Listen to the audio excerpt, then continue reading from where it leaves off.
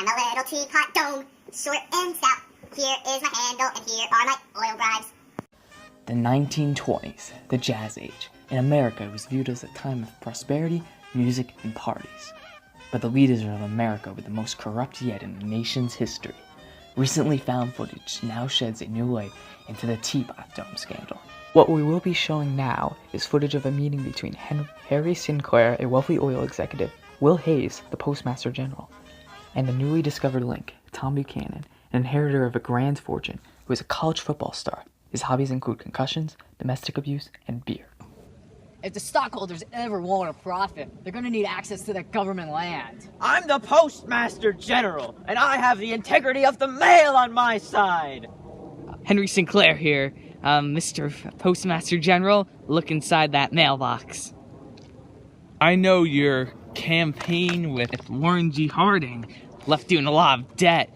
That money will cover it. This is a total coincidence, but I'm starting to change my mind.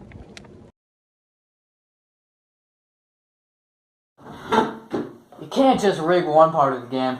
That's for fools. You gotta rig every aspect of it. I totally agree. That's why I'm not just taking oil bribes from Sinclair, but also Doheny. Hey, Sinclair here. Just coming here to finalize the wire transfer. What? You're cheating on me with that another oil executive, and my rival Donnie? It's not what it looks like. You're lucky that I'm getting a lot of money from this, and we're business partners, or I'd be out here for good. But the oil field bribes were far from the only corruption in the Ohio gang. Now we'll examine the corruption of the Veterans Bureau following World War I. Charles R. Forbes, war deserter turned war hero. He was appointed first head of the Veterans Bureau. Please, sir, can I have a disability check? Sir, you have to fill out this form first. Do I look like I can fill out a form? I'm sorry, sir, but we just have very limited... Oh, man, where's this coming from? Oh, no, we have very limited resources. Oh, do you now? While alcohol was made illegal, booze pushers found a way to get around this through corrupt relations with top members of the Department of Justice. In this room is Gatsby, owner of several alcohol-dealing pharmacies, the prescription license obtained through bribes, and his business partner, Myra Wolfsheim, who rigged the 19 World Series and got off with no jail. Hi. I'd like to buy one cabinet, please. Gatsby, it's your neighbor, Nick. So it looks like you're redoing your kitchen here, huh? Yeah, old sport. Hey, Mr. Wolfstein, can I, talk to Gatsby alone for a minute? Gatsby, I really know what you're doing here. Rigging baseball games. I want you to stop. It's not fair, and it has an impact on people's lives. Wolfsheim. He thinks we're rigging the baseball games? But really, we're rigging the whole darn government.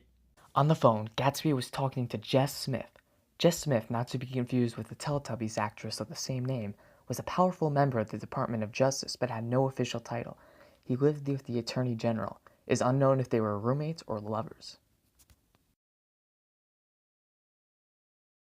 One of Jess Smith's responsibilities was to silence the many mistresses Warren G. Harding had. Oh, Warren, look at that cute puppy over there. It's yours if you sign this non-disclosure agreement. Jess Smith also gave out alcohol licenses to men like Gatsby, who bribed him to get around prohibition rules. He was likely acting under orders from the Attorney General. Eventually, Warren G. Harding and his administration came under intense scrutiny. Meanwhile, some of the collaborators in the scandals faced their own challenges. You know, I don't got a good feeling about this old sport Warren. Agree. I think you and I are not so different after all. Some Midwest boys turn kings.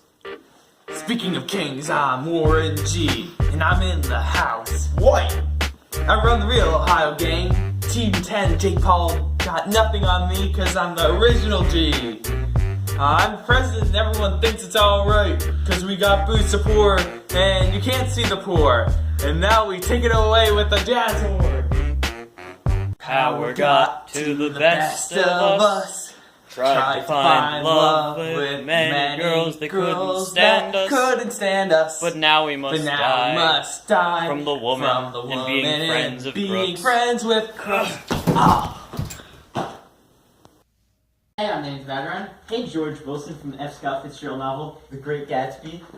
I think we're the same guys. No one sees our plight. We're the pawns of those who are corrupted more. We can afford nothing in the store. And for the rich and crooked, we throw away our lives. Police! Order. What crime did you commit? All I did was take a hot dog to feed my children. Commies like you are what make this city dangerous. Sir, I served this nation during the worst war that will ever happen. I lost my arms and I can't get any disability payment. Typical excuses. 7 years in jail. Order. State your name and your crime.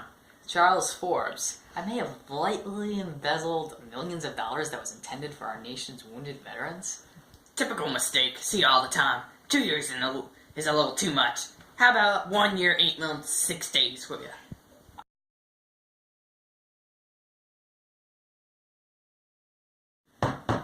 Order. State your case and your crime. I'm literally your boss, and you can't prove anything against me because your star witness is dead in my apartment. Case dismissed then.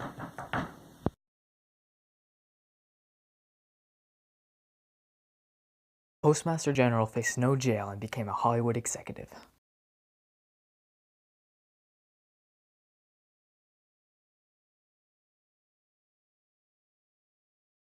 I finally got out of jail. I'm going to look at the newspaper for the jobs section. Not again.